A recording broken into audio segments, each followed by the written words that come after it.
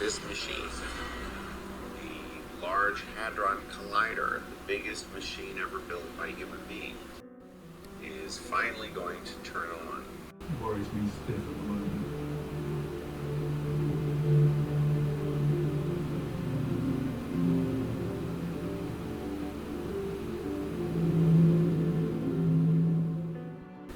Is finally going to turn on. And after many, many years of waiting and theorizing about how matter got created and about what the deep fundamental theory of nature is, all those theories are finally going to be tested. And we're going to know something. And we don't know what it's going to be now, but we will know. And it's going to change everything. It's either going to be a golden era. It's either going to be a golden era. It's either going to be a golden era. Or it's going to be quite stark.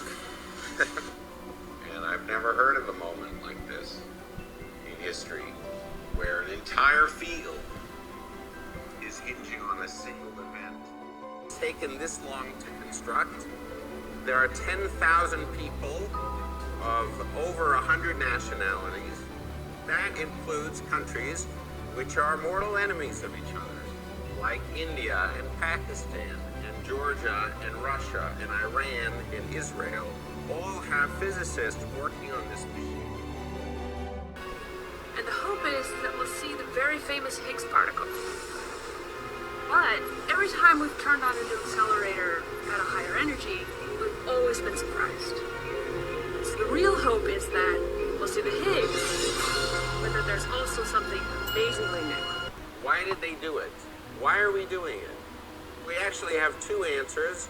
One answer is what we tell people, and the other answer is the truth. I'll tell you both. We actually have two answers. One answer is what we tell people, and the other answer is the truth. I'll tell you.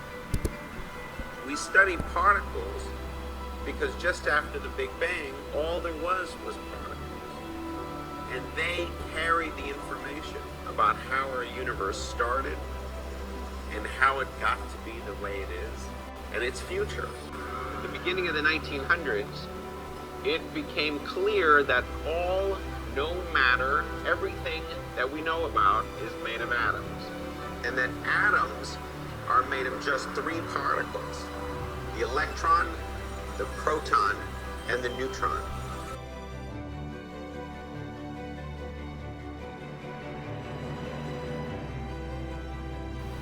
I think people were more excited about this. If you're in Google, that means that's the world. This is the most important thing today.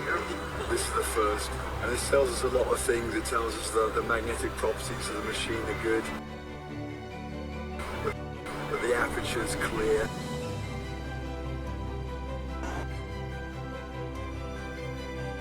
There's nothing sticking into the beam pipe anywhere, so it's a very, very encouraging sign and a remarkable progress.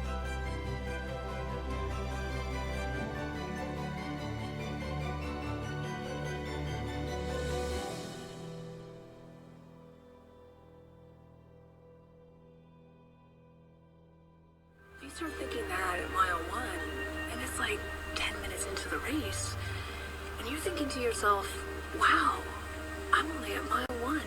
I've got 25.2 miles to go. And if you're thinking that at the start, then you're done. Mentally, you are done. This is what doing discovery physics means. This is what doing discovery means. Schau, die Luft, die Luft. Die hält jetzt das ganze Wasser. Das ist schwer. Die ist schwer und die Luft ist stark.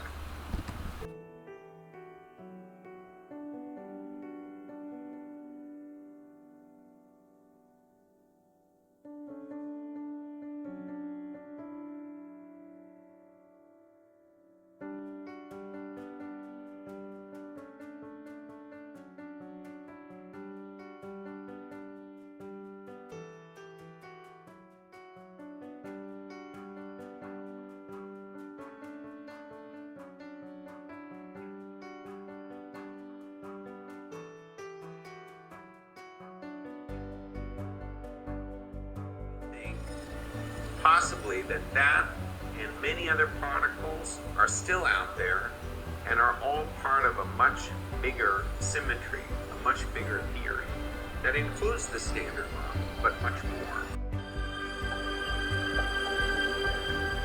The most popular theory is called supersymmetry, or SUSY for short. SUSY is extremely important for the theoretical community because it solves many mathematical problems with the standard model.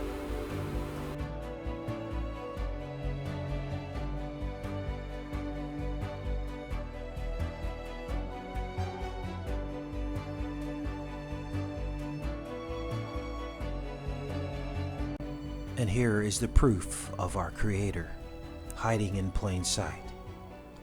Behind the optic nerve of your eye, we have the mother providing life to the child through the retina, through the placenta.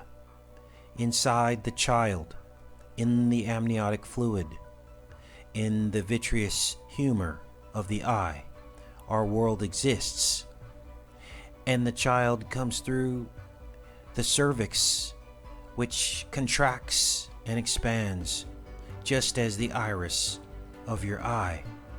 The baby's head nestled in the crown of the cervix, in the crown of the iris before being born into sin, through the aperture of life. And behind the optic nerves of your eyes of good and evil, they cross. Jesus was hung on the cross in the pineal position, looked to each eye, to each thief at his side at Golgotha, which means skull. At Golgotha he was crucified, and he turned to one thief and he said, "You will be with me in paradise," as he hung on the cross of the optic nerves of your eyes in the middle of your brain, in the pineal position. And only one eye will survive into everlasting life, and that is the one eye of good, evil forever eradicated from this planet.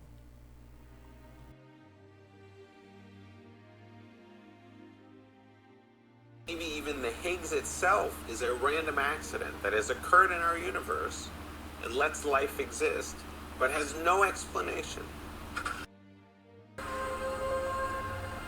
On the one hand, we have the direction that we've been on for the last 400 years towards increasing beauty, simplicity, symmetry, and a path that has time and time again paid off with deeper and deeper insights about.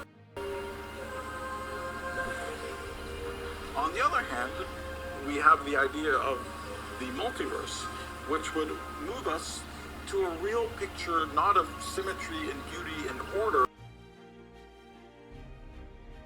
but fundamentally of chaos on enormous.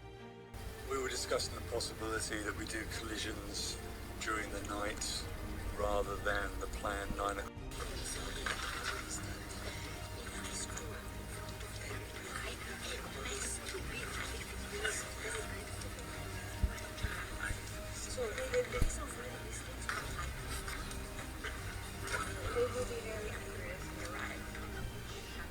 Good morning, everybody. I propose during the night we try to set up again for higher intensities for 450 GeV collisions, but then we're cut short because we encountered a bug. What everybody wants from a physics point of view and from being sure is doing it secretly before and showing it to the media during the day.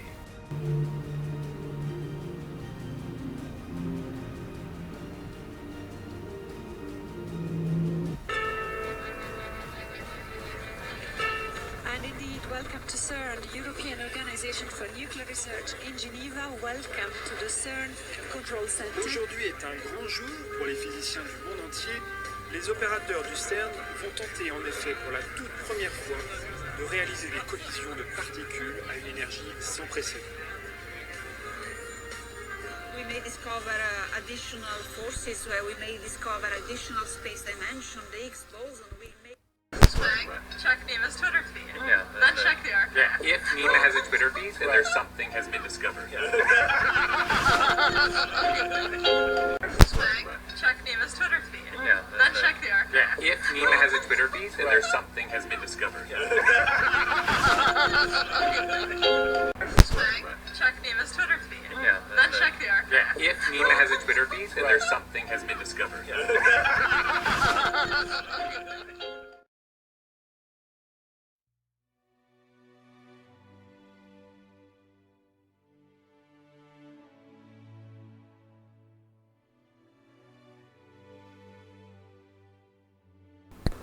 It is July 3rd, the night of July 3rd, 2012, and I am driving to Princeton, to the Institute, to hang out with Nima and a big crowd who are all staying up until 3 o'clock in the morning because they're going to present the Higgs data at CERN at 9 o'clock in the morning Geneva time.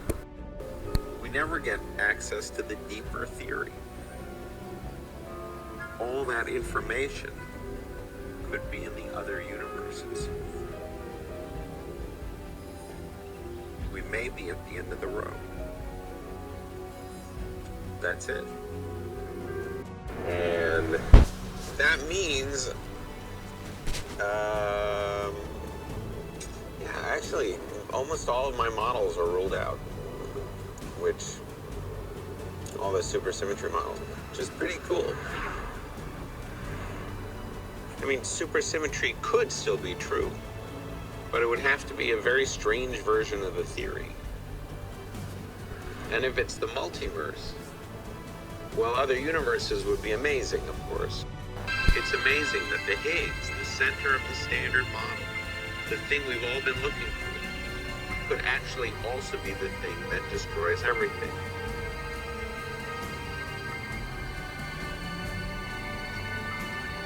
The creator and the destroyer.